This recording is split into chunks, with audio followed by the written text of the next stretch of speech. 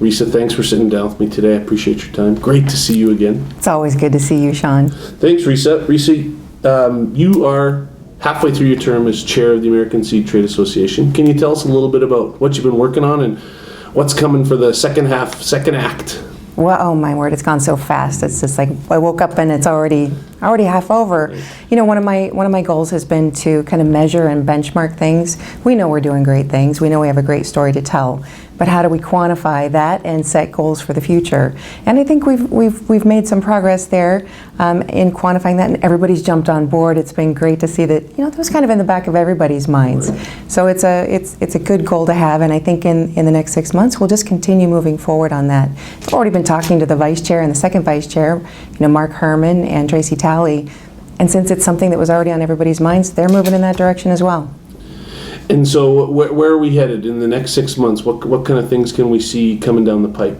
I think you're going to continue to see more coming out of our communications committee, because I think that is really one of the main things. It's a priority. When you go to any of these sessions or you have any conversation, it all comes down to, are you communicating well, and how are we telling our story? You come from the turf side of the business. And as chair of ASTA, I'm sure you're learning a lot about all the other sides of the business. Can you tell, how has that changed your perspective? Well, it's broadened my perspective. Right. I wouldn't say it's really changed it. I think what's really interesting is finding that how many shared values we really have. Everybody focuses on how different we are and how the sectors are kind of off in their little silos. And I think we're working to bring them together and recognize how we're more alike. Right. More similarities than we forget. Absolutely. Yeah, absolutely. In terms of issues that ASTA is specifically working on, can you talk a little bit about a top 3 priorities for? Yeah, well, sure. One of them I mentioned was communications, and that really is, I really think it's the key to everything. Right. Sometimes we think we're saying things differently, or saying different things. We're just speaking different languages. Right. So how do we cross that barrier and start talking about the things, agreeing with each other instead of thinking we're disagreeing. Right. Also, there's a lot of new exciting things coming as far as breeding techniques, and I think that's on the top of everybody's minds. How is that going to look policy-wise and consumer-wise, and so and then the benchmarking. Right. And then there's this small other part of your world where you actually work for a company, Grassland Oregon. Right. That pays the bills and makes things happen. Yeah. Can you tell me a little bit about Grassland Oregon and what you do with them?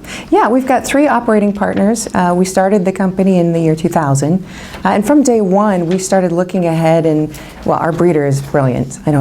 Jerry Hall. Yeah. He's been seeing some of the things that were coming down the pike that we're facing today, like input costs, the challenges that growers and consumers were going to face. Mm-hmm. And he's already looking again down that pike again. Yeah. But the thing that he saw back then was input costs and the challenges that people were going to face with looking at the entire cycle of the soil and the cropping cycle. So cover crops, while everybody thinks they're brand new, they're not.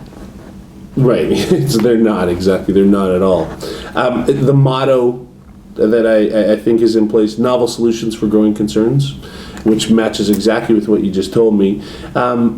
What kind of solutions are we focusing in on that we deliver to the end user?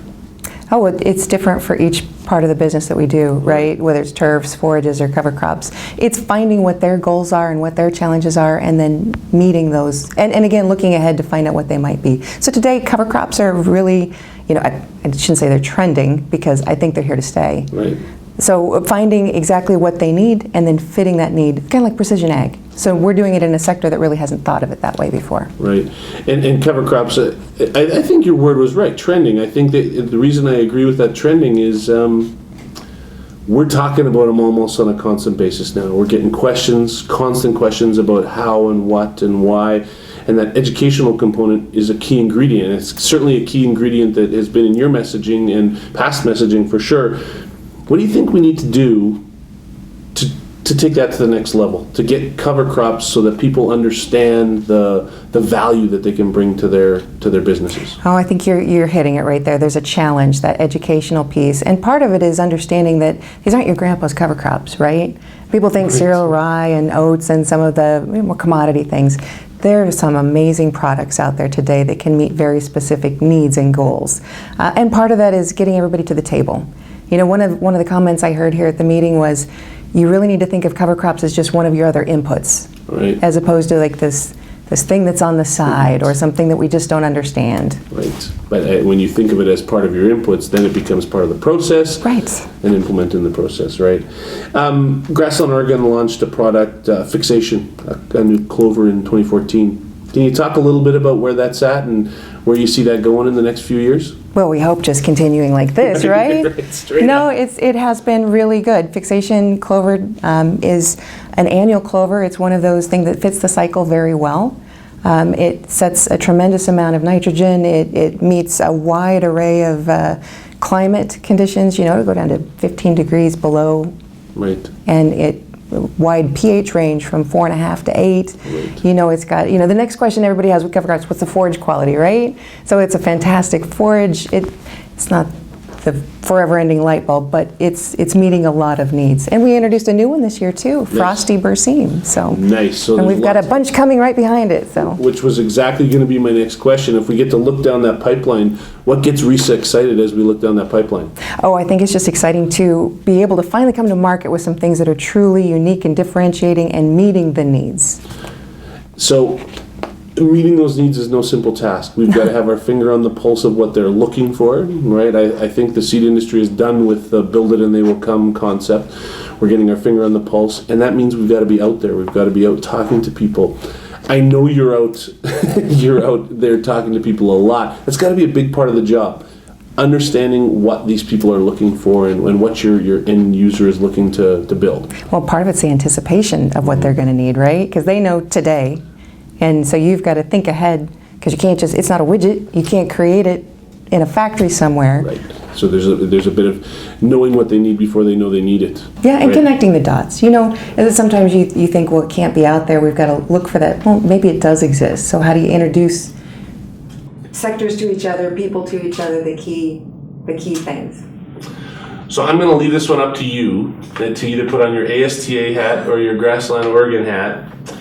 Something that you think our viewers might not know about either Grassland Oregon or ASTA that you think that would be important for them to know. Well, I always want to talk about Grassland Oregon. Sure, Because yeah. I think we have a great story to tell, and we've invested so much in research that sometimes we have a hard time getting out there and spending the time to get the message out there. So yeah, I would love for people to know more about our company. But we've got some other great people that you can talk to about that. So for ASTA, I think the most important thing is that we all have a voice and we need to use it. And don't expect that somebody else is going to take care of that for you.